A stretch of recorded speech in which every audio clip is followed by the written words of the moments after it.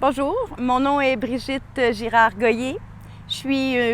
On peut dire que je suis poète depuis que j'ai 8 ans.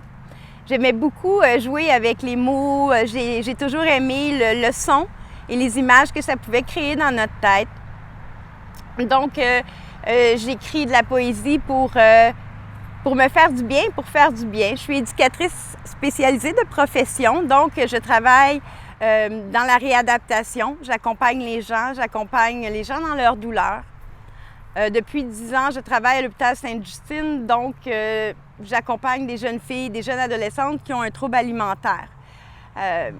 J'utilise cette douleur-là pour pouvoir écrire. Ça me permet de libérer un peu toute cette pression-là que je peux recevoir pendant mes journées.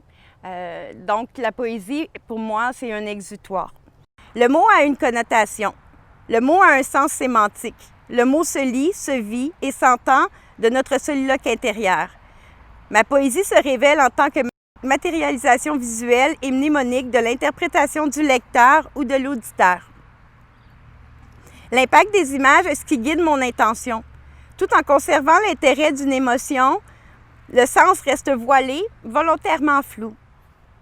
À travers mes œuvres, on peut retrouver ce désir de combiner les impressions que provoquent des visions de monde impossibles.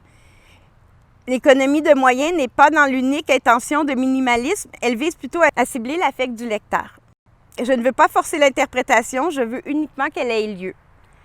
Dans ce sens, quand vous écoutez ma poésie, je vous suggère de juste vous laisser bercer par les mots et d'accepter toutes les images que vous allez recevoir qui vont s'imprimer dans votre tête. Ma poésie n'est pas faite pour être décortiquée dans un sens, elle s'approprie chacune des histoires qui se passent alentour de nous. La pandémie, le COVID, affecte énormément les gens autour de nous et affecte effectivement les poètes aussi. Les rassemblements sont interdits. Les bars commencent à réouvrir, c'est un peu plus complexe.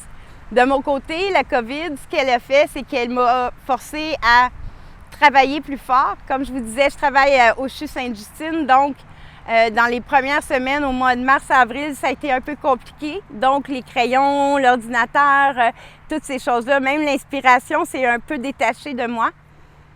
Ce qu'il y a de bien avec le confinement, comme je l'expliquais, je suis une personne qui est assez casanière de nature, donc ce confinement me permet de me retrouver avec mes inspirations, mes émotions, mon moi intérieur. Pour moi, c'est une belle opportunité de pouvoir comme être seule avec moi. Mais ce qui est plus difficile, c'est de ne pas pouvoir rencontrer les autres poètes. Depuis que j'ai 16 ans que je rêve d'une grande famille. À 23 ans, mes espoirs semblent se mettre en place. Je suis enceinte. Quel bonheur je vis! Mais au 3e mois, évidemment, fausse couche. Depuis ce jour, je n'ai cessé de faire la guerre à mon corps sans résultat. Tu n'es pas là. La lumière s'émiette. L'horloge ricane. Je tourne en cendres, muette, désorientée. Je me dissous en parcelles dociles, parmi ces loques qui tout autour défilent. Barbare, recluse, odieuse. La clameur indigeste m'assaille. Anonyme, je parcours la ville, criblée de rictus et d'impatience.